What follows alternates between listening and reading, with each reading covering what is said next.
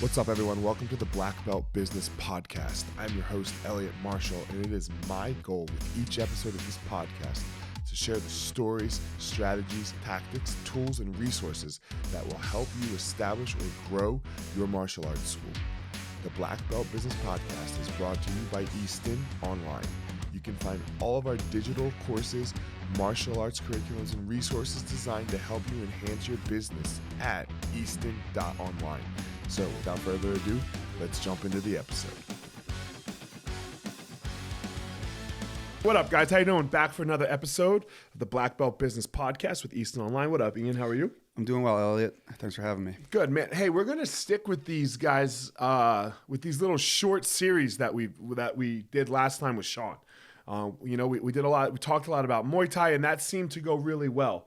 The audience liked it, so we're gonna do like another, I don't know, a 3-part series. So, and today this series is going to be about what we're gonna call the onboarding experience, right? And we're gonna what we call onboarding at Easton. Correct me if I'm wrong, Ian.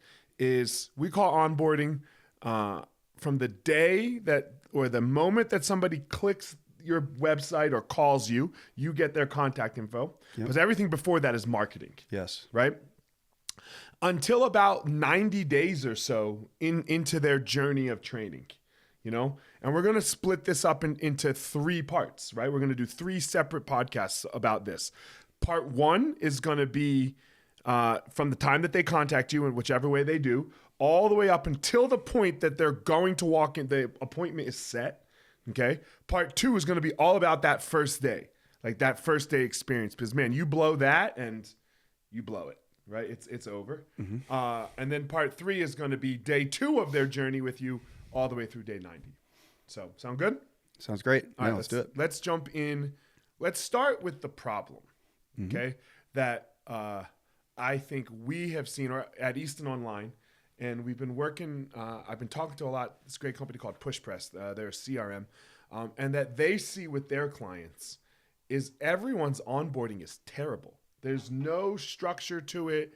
Their first class, maybe a lot of times the struggle that we have just to talk people into doing an intro class is crazy, But since we're going to start with this before, from the time they contact you to the time they set the appointment. Let's start with the problems there. What do you think, the major problems that schools run into, that we've run into, and think about this as not so much as Easton sometimes, but like, you know what I mean? Like other schools of setting the appointment, getting someone to come to the school. That's stage 1. Yeah, I think most schools don't have a lead problem. It's not, or in the sense that they get leads, that they mishandle the leads that they get. And you have to have, I think it's a few things. I think 1, it's the way you look at a lead, right? You have to always keep in mind, like I think treating leads as an asset as opposed to treating them as an inquiry is a big deal. Can you explain? What do you mean? Yeah. So I think it's very easy to look at a lead. Oh, this person might be interested in coming into the academy, right? And we're putting all the onus on the person and their level of interest, and it takes the onus off us to do an amazing job. Right. And there's a lot. This is I feel like this is there's a lot to talk about because, and you kind of touched on this, like it's all, how we follow up. I mean, there's so many things to discuss, but I think the first thing that's really important is to acknowledge that every single lead that you're getting is costing you money, right? They're expensive to generate. I mean, last time I looked at, and this is, it's over $100 now. I mean, if you're on Google Ads, $100 for one lead. Yeah, for when you to get someone to come in. Yeah, that's how much conversions cost. Right. Like when you're on Google Ads, for example, and it's gotten more expensive in the past year and a half.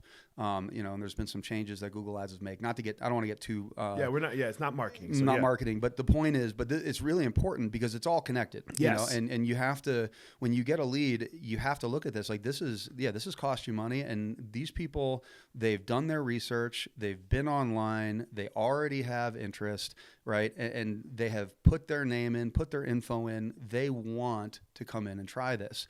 And I think something that's also important to know is that most likely you're not the only school they've done this with, right? It's very easy to, I think we all think this, we're the best, right?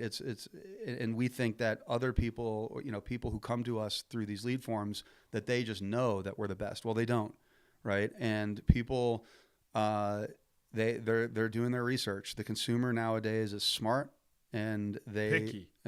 And they have a lot of options. Yeah. And so we have to show them that we're the best option. So I think the first thing is, again, just recognizing what a lead is, how much it costs, and how important it is that every single lead that comes in, we have to treat it like it's gold. And let's be clear, we're talking about getting a lead to walk in the door. Yes. Right. We're not talking about the cost of each person that clicks on your website, right? Because that's one thing that you have to know the cost of, but you do have to know the cost of, like, man, how much did it cost to, like, get this person in? Because, like, you have a sales team following up with them, or whatever, if you're using AI, whatever it is, that still has a cost to it. And if you treat it, and I think, tell me if I'm wrong here, what you're saying by an inquiry, if you treat it almost as let's see how much they're interested in us, which I think a lot of schools can do. Yeah. Like, I have the gold. Let me see if they really want to do this. Right. And that's just the wrong way to think about it. Right. Yeah. It's almost like looking at it like it's luck. Like, if they come in like, hey, maybe this is a strong lead, and they'll come in and sign up. Right. But it's not the right way to approach it. And no, that's a really good point. Like, I am specifically talking about how much it cost from a Google ad standpoint. It is over $100. When you start talking about how much you're paying, front desk staff, now it gets even more expensive. Sure. Right. So it's just that's why they always say that keeping, retention is, it's going to be a lot less expensive. Yes, it doesn't cost. You're already teaching that class. Right. But yeah, not to spend too much time on the marketing, but the reason I think it's important just to talk about first is because it puts a whole new level of emphasis on making sure that we're taking all these leads seriously. So the first thing that really matters, and is there's been a ton of research that says if you can get to a lead within the first 7 minutes, your chances are like 400 times higher that they will get in for an intro class and enroll with you. And we're saying from the time they call you or the time they click that button, we know most of it's click the button on your website, fill out a lead generator. We know that most of the time it's that, right? It's them doing that. So 7 minutes. Yes. So the lead comes in, right? So someone fills out their submission form. Yep. That's the conversion. Like a click is just when they click your website and they don't fill out the lead form. The lead form is the conversion. Right. That's what right there, so let's say you don't get to the lead. Well, that's just $100 plus that you just, pissed away. Yeah, right, exactly. So getting to the lead within the first 7 minutes, responding with a meaningful response, right? It increases your chances of enrolling them ultimately to a member by like 400% or something. Now, do we do this with AI? Like, because like this is a huge thing where we let this person take this journey all by themselves, almost with AI. Do we do it like that, or is it partial AI, partial person? Like, how do you feel? So I love this question, so you can use AI, right? But you have to set up. This is a process that you have to make sure you have nailed down, right? So you can have AI that does the initial reach out and it's personalized, right? Here's what you want to avoid, whether it's AI or a person, you want to avoid a very generic response. So someone fills out on their lead form. This is another thing. If you're doing lead forms correctly, I think it's really important to have in the submission form part, you want to have the the name and everything, and then you should, people will give them a why. Why are you interested in doing this? Like, tell me about yourself, because then you can reach out with a personalized message, basically letting them know that you see what they're interested in and you can help them, solve their problem. This is why you think AI is probably tough, right? Because that personalized, like, some people are going to say weight loss, some people are going to say community, some people are going to say, and you don't want that to feel canned when the response comes back to them. Well, AI is actually really good at this now. Is it? Okay. Yeah, awesome. AI can read, the generative AI can read the submission form. They can see what it is that they're interested in, then they respond. Where I have, I have mixed feelings is I'd never want to have AI reaching out as though it were a person. I think that's dishonest, and because I think people, I hate it. Yeah. When I know I'm talking to AI, I can't stand it. Yeah, and I think there's that, and then I also think people wouldn't like. I think there's something wrong with people think they're talking to a person, and it's so good, like they're like but they're not, but it sounds like so realistic. I just think there's something about that could potentially leave people feeling like not good, But but even removing AI out of the picture, you can totally use AI. I would just recommend if you do use AI, you let them know like, hey, this is whatever. This is Easton's chatbot, whatever you want to say. There's a better way to do it. But let's say we're just talking about our staff, right? The staff needs to get to that lead ideally within the first 7 minutes. Now, obviously, that can't always happen, but it certainly needs to be within every ticking hour.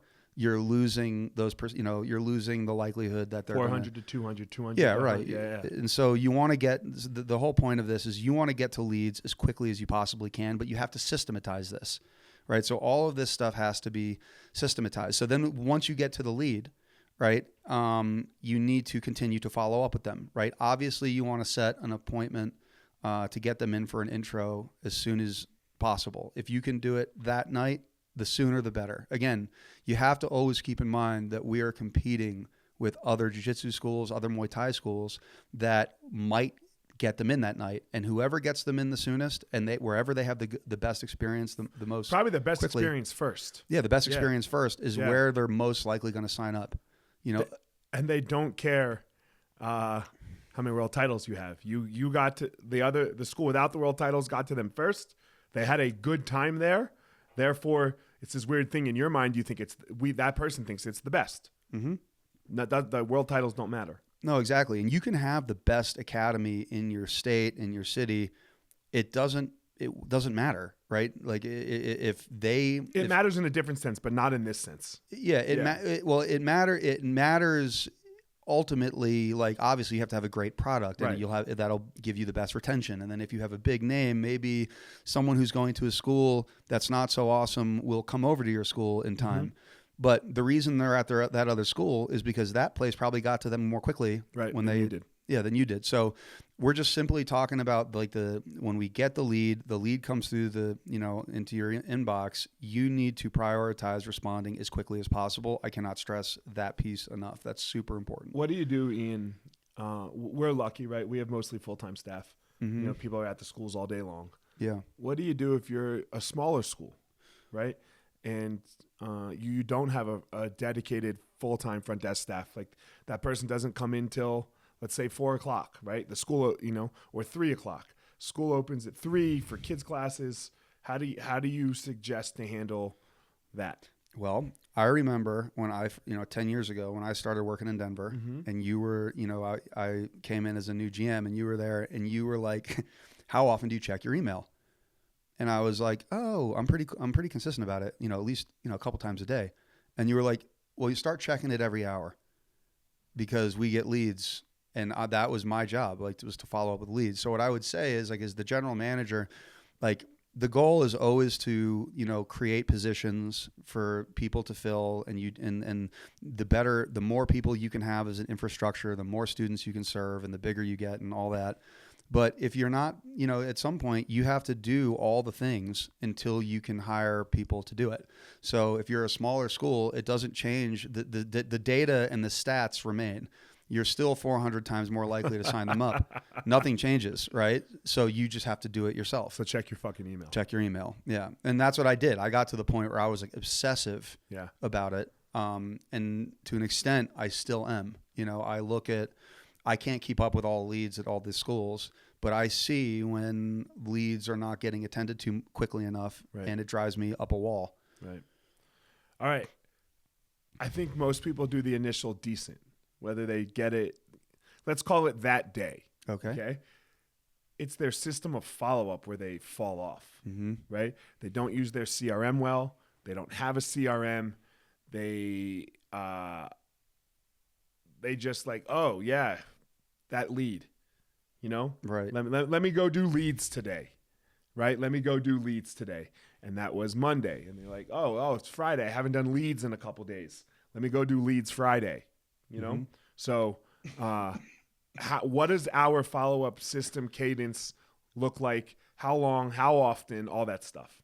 Yeah, well, I think the first thing to say is like if you are using, I was on I'm on Reddit and I was on the jiu-jitsu Reddit and I saw someone who owns a school asking this. They were like, hey, like what notebook do you guys use? What 3-ring binder are you guys using to keep track of your leads? And my mind was blown that this was a question. And then my brain almost leaked out of my eyeballs when I saw all the people responding without the right answer, which is you have to have a CRM. Like you have to have this a digital way to keep track of all of this and to set follow-up reminders. Otherwise you won't do it. You can't rely on memory. Like, there's that saying, it's Dude, like, you don't understand how often I hear that people tell me, Ian, we sign up everyone that walks in the door. You don't. You know? One, you don't, and two, you need more people walking in the door. And the way you do this is with what we're talking about. But go ahead. It's a way to think. It's like systems are what scale. Hero employees, while they can be great, they don't. Right. Like you can't just bank on your amazing memory. Like, because even if let's say you have a photographic memory. Well, if you ever want to step out, the person you hire probably won't. So you have to have a CRM. You also have to have staff being able to communicate with each other, right? Mm-hmm. That's another big piece. You just can't have things happening in a vacuum. But we have a pretty robust follow-up cadence, right? So, and I don't want to quote it exactly because it changes, but essentially. It's very front loaded, meaning that let's say you reach out, and in the first 7 minutes I get back to you, but I don't hear anything back right away. Right. Well, we're going to check in tomorrow. Right. And then I don't hear back again. Well, maybe we'll check in 2 days later. Right. So, and we'll do this for, we'll do that. Yeah. At least a month. And then it starts almost of every other day. And not every other day. Like we back off a little bit. It gets a little bit more scattered. I think it's something like the first 2 weeks, it's every other day, yeah. right? And then we go to every third day. Yeah. And then we're going to keep some type of cadence for how long would you say?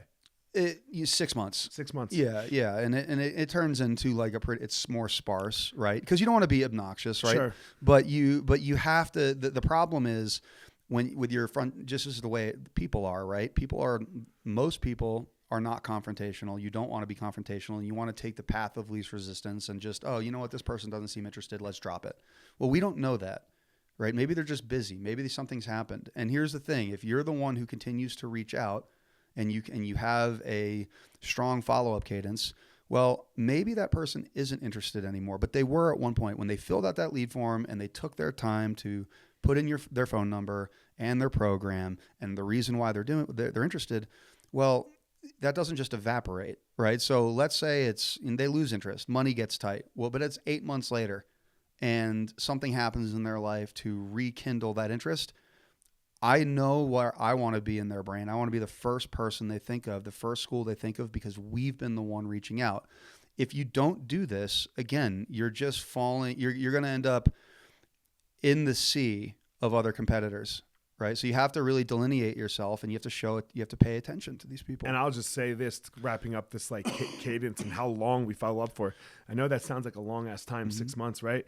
But the amount of people, and I don't follow up at Easton anymore, but I do the follow up for Easton.Online here. Yeah. The amount of people that I'll talk to 3 months down the road that have been ghosting me for 2 months. And then all of a sudden they hit me up and they sign up immediately is pretty high. Oh yeah. Things come up. Look, my dad got sick, right? Like, I don't know when this podcast airs, it's going to be about 3 weeks, a month. My interest in all the things that I've was slightly interested in have fallen off, but they're not gone. Right. It just can't happen right now. Right. Yeah. And if you just consistently kind of hang on with me for a couple months, probably when the things with my dad calm back down, I'm going to be interested again. Right. And the first thing I'm going to look at is I don't know, maybe the text message you sent me or maybe the email you sent me and I'm like, oh yeah, this guy. Yeah. And I wanted to do this. And you're like, wow, this guy was actually interested in me and Yeah. kept reaching out and cared about the fact that I initially reached out. Like that's the place that they're going to go for sure. The last piece that I want to talk about here on this episode, because we're talking about all the way to the first appointment. Let's just talk about the appointment setting for a sec, right? And kind of how we approach appointment setting, like actually setting the appointment. Now, you and I are communicating, whether it be on the phone. Most of this is text, so let's be super clear here. You have to have a texting service, correct? Yeah. If you can't text people in 2026, you're fucked. You know, so you have to have a texting service. I believe we use Text Us. We do, right? Easton.Online is going to use a company called Hello Send, right, Phipps? You know, so if you're not texting people, you're missing leads because nobody answers their phone.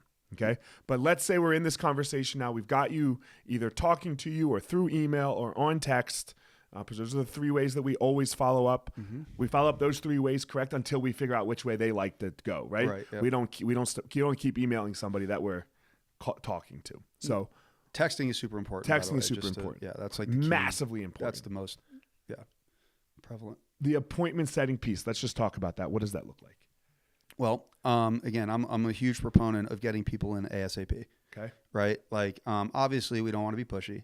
Right. So you're always walking this line, but you never want to be pushy, but you really want to capitalize on their interest. Right. And so, and we're about to make some changes. We're introducing auto booking. Okay. Right. So we are going to auto book. Okay. And this is, if you can do this is a huge deal. It's going to make a big difference, right? In the sense that the less friction, the better. Like that, you should always be thinking that way. Like the less friction for people to get into your academy, doing that first class, the better. The more friction, the more barriers.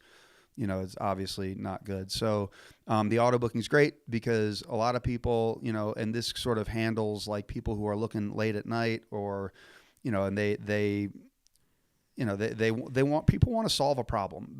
People are busy, right? They want to solve a problem. So the auto booking lets them do it right there. They book their appointment. But if you don't have that yet, again, we're trying to get them in as soon as we can, but whenever it's convenient. We want them to come in, you know, for jiu-jitsu. We have orientation classes, meaning that's like the 30 minutes beforehand where we're going to go over. We'll get to this. Yep. Yeah. We're building rapport, right? Building rapport.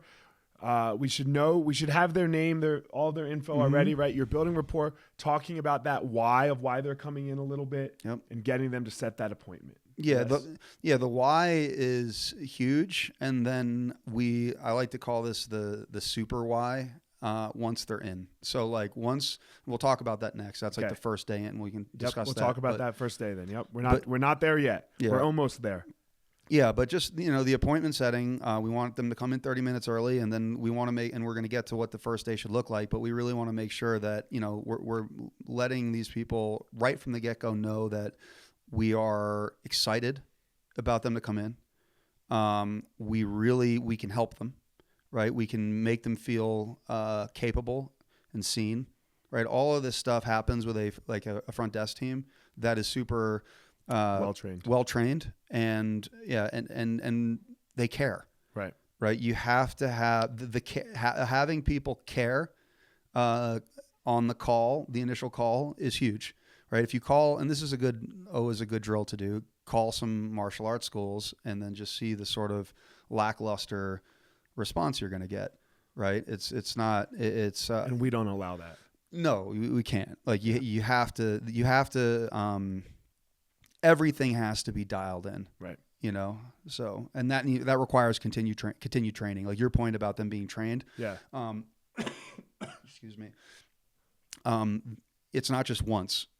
You have to keep doing it. This is a massive thing that almost all of our clients forget. Is they're like, yo, I did this already with my front desk staff a year ago. Yeah, I did the same thing. You know what I mean? Like I did the same thing. I've done it multiple times where you're like, oh, we're good here. But I think the way I've started thinking about it is entropy is always there, and it's just the pulling apart of everything you build. I mean, everything on earth that you build a skyscraper, a car, if you just let it sit there, it's going to crumble. It crumbles. And so you constantly have to keep revisiting it, keep retraining. It's a never ending. Constant. Every month, right? Yep. Every month we're training the front desk staff on stuff that we've already trained them on. Mm-hmm. At least. Yeah. Yeah. So, Before we move on, okay, and we sign off this episode, let's talk about, like, when you're on the phone with somebody, when you're texting, whatever it may be, what that conversation looks like. I know at Easton, we like to like break that down into the first 3 parts, which is like first the information gathering, name, phone number, email, and the why. Like the why is so important here, right? Because I think you said it earlier, I'm not sure. Everything's about problem solving. This person has a problem. You need to be able to solve it. So you need to know why they're coming into school, speak to them about that. Yeah. I want to say stage 2 is kind of more of that rapport building, like kind of digging into the why, finding what you call the super why, right? And then stage 3 is about actually setting the appointment, right? Getting into it. So stage 1's simple. Make sure you have their name, phone number, and email correctly, especially if it's a call, right? If it's a call and you just say hello, hey, get their name, phone number, email, right? Make sure you have that written down. I shouldn't say it so blankly because, man, a lot of people mess this up, right? They just jump right into, oh, hey, you're interested in classes. And then the person says no. And you just hang up the phone. And you're like, oh, shit, I don't even know that person's name. So this piece is very important, yeah? Yeah, it is. And I think like it sounds easy, right? But it's not. And you have to continuously train your team to do this, or they won't, right? What you want, let's talk about what we want to avoid, right? Because that really, I think, sharpens it up. Sure. What we want to avoid is just a lackluster, maybe we get their name, we don't get their phone number, we don't get their email, right? Or maybe we have all those things already, but we don't ask, we don't call them by their name. Right, that's a really important thing. Yeah. Like saying their name back to them is really important. This is something that like I learned like when I worked at a hotel for a long time, and it's customer service. I think customer service in general, just across the board, is like becoming a lost art. It's because you have to tip, but anyway. Yeah, but we want our team. You should want your team. You should want your team to feel like when people call you, like you are a 4 or 5 star hotel. Right. That level of service. So you say their name, you get, and when we talk about the why, it's like, hey, what makes you want to come in? Like talk to me about why you're interested in jiu-jitsu, right? Like really digging into. You can do it right there on the phone. Yeah. So. I think what we're realizing is like when you say those things, get their name, their phone number, you can ask them how they heard about you. I don't think we need to do that anymore because we capture that in different ways. Like, and this is again, having a CRM, you can do this. So the reason I don't like that question as much is because that's turning into, it's making it about us. Like, how'd you hear about us? That's good information for us to have. I don't think we need to care about ourselves in this call. It's all about them. How can we help you? Right. Well, and then I don't think you need to care about yourself anywhere through the process of them being your student. Yeah. Because I agree. If you do a good job, it helps you. Yeah. And I agree with that. You're taken care of. Exactly. Yeah. So, I think the point is like the call, there's nothing, and this is the thing, right? There's nothing magical about the actual call. All this stuff sounds easy in practice to do. The problem is it doesn't happen. Right. It's very easy to not do. So I think the thing to stress is like, we have a script. Right. And we have it, we have the script, they have to role play it. They have to memorize it. And just we have a script for you as well at Easton.Online so that you can role play it and memorize it and all that stuff. So yeah. Yeah. And I want to just say something, like a little bit of humility here and some vulnerability.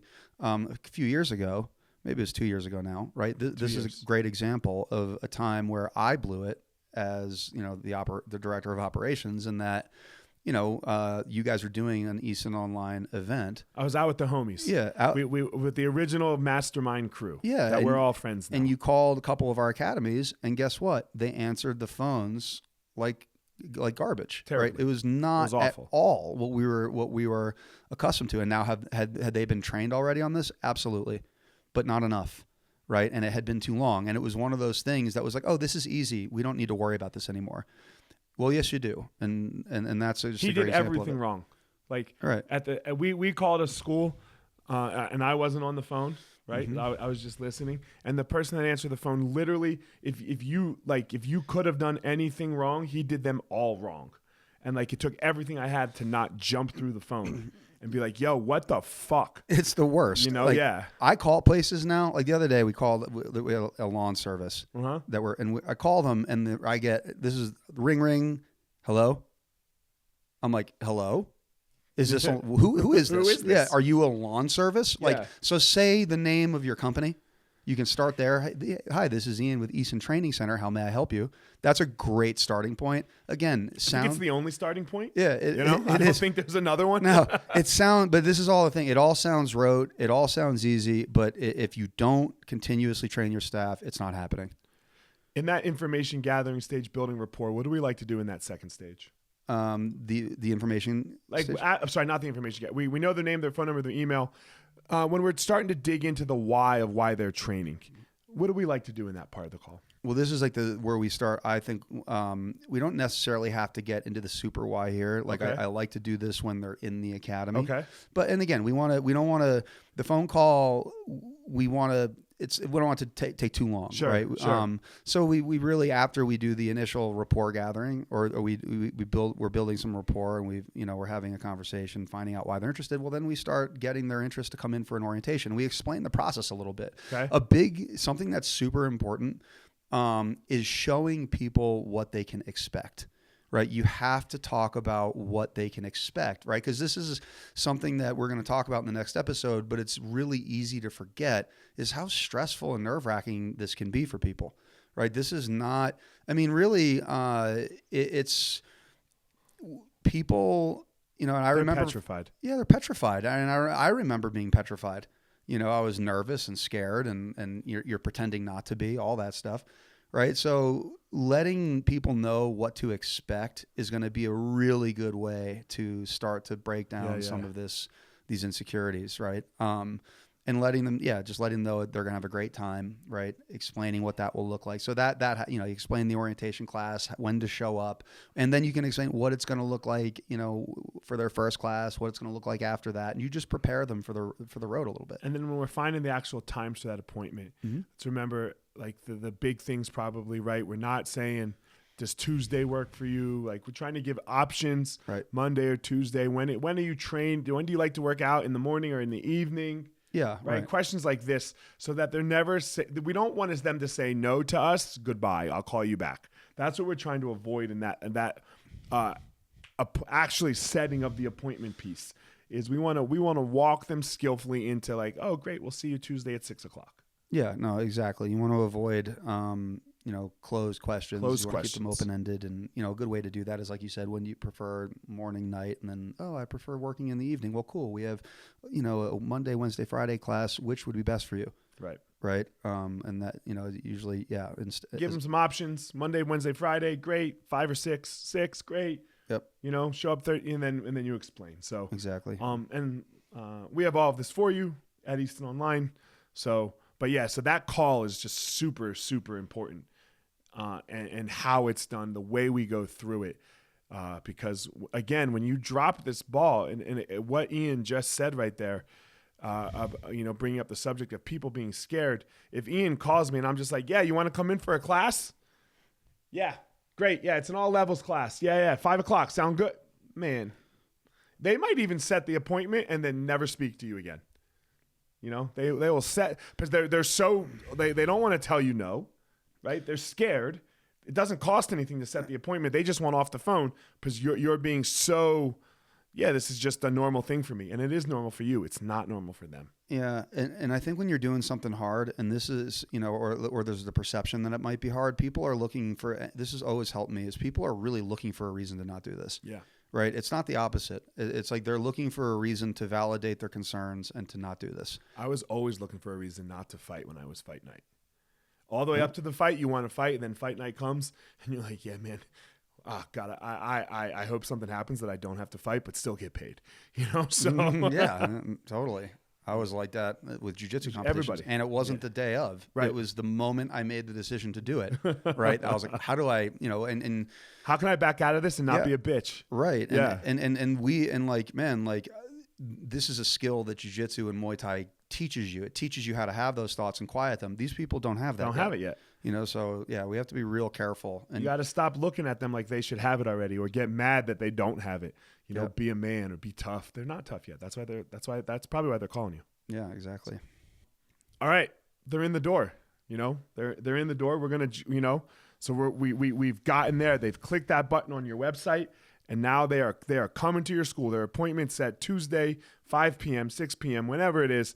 And that is what is going to be the next episode. Couple quick things real fast. First of all, Ian, thanks for coming in. You're going to be on the next episode as well. We have all of this for you, by the way. So we have all of this, how to set appointments, how to get people, even down to what your website should look like. All of this we have at Easton.Online for you. Go check out our programs, Easton.Online/programs. It's all on our website. Hit us up. Get one of our free guides. On the appointment setting piece alone, we have just a free guide for you. So go grab that free guide if you need some help there.